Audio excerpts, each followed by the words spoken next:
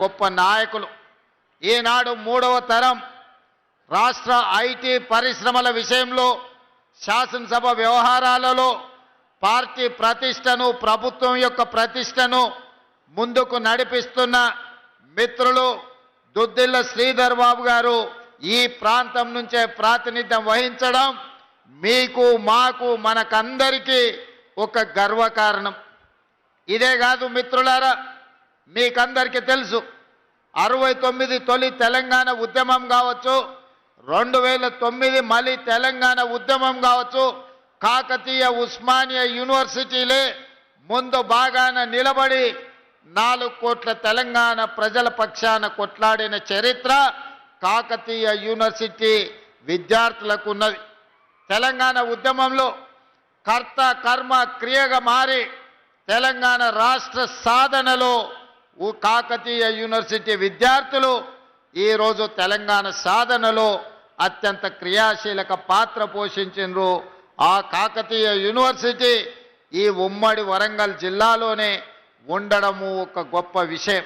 ఇదే కాదు, మళ్ళీ తెలంగాణ ఉద్యమంలో తెలంగాణ 4 కోట్ల ప్రజలకు ఒక గొప్ప ఆలోచనను అందించి వ్యూహాత్మకంగా ఎత్తుగడలతో తెలంగాణ రాష్ట్రాన్ని సాధించడంలో ముందు బాగాన నిలబడ్డ ప్రొఫెసర్ జయశంకర్ గారు ఈ భూపాలపల్లి ప్రాంతానికి సంబంధించిన గొప్ప వ్యక్తి, ఈ ప్రాంతానికి సంబంధించిన వారే.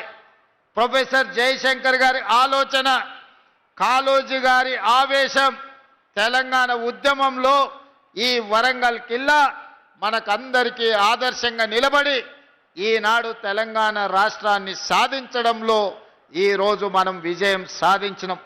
ఇదే కాదు, ఈనాడు తెలంగాణ రాష్ట్రమే కాదు, పక్కనున్న ఆంధ్రప్రదేశ్ ఇతర రాష్ట్రాలలో వెలుగులు చిమ్మడానికి కారణం ఈ నల్ల బంగారాన్ని వెలికి తీస్తున్న సింగరేణి కార్మికులు ఈరోజు దేశానికే ఆదర్శం. ఈరోజు సింగరేణి కార్మికుల యొక్క శ్రమ తమ రక్తాన్ని చెమటగా మార్చి నల్ల బొగ్గును బంగారంగా వెలికి తీసి ఈరోజు లోకానికే వెలుగులను అందిస్తున్న ప్రాంతం భూపాలపల్లి ప్రాంతం. సింగరేణి కార్మికుల యొక్క ప్రత్యేకత తెలంగాణ ఉద్యమంలో మనం చూసినాం. ఆనాడు రాష్ట్ర సాధన ఆలస్యమైనప్పుడు కేంద్ర ప్రభుత్వం మీద సీమాంధ్ర పాలకులు సమైక్య పాలనలో ఒత్తిడి తెచ్చినప్పుడు ఇక తెలంగాణ రాష్ట్ర సాధన ఆనాటి రాజకీయ పార్టీలతో అసాధ్యం అనుకున్నప్పుడు వేలాది మంది సింగరేణి కార్మికులు నడుం బిగించి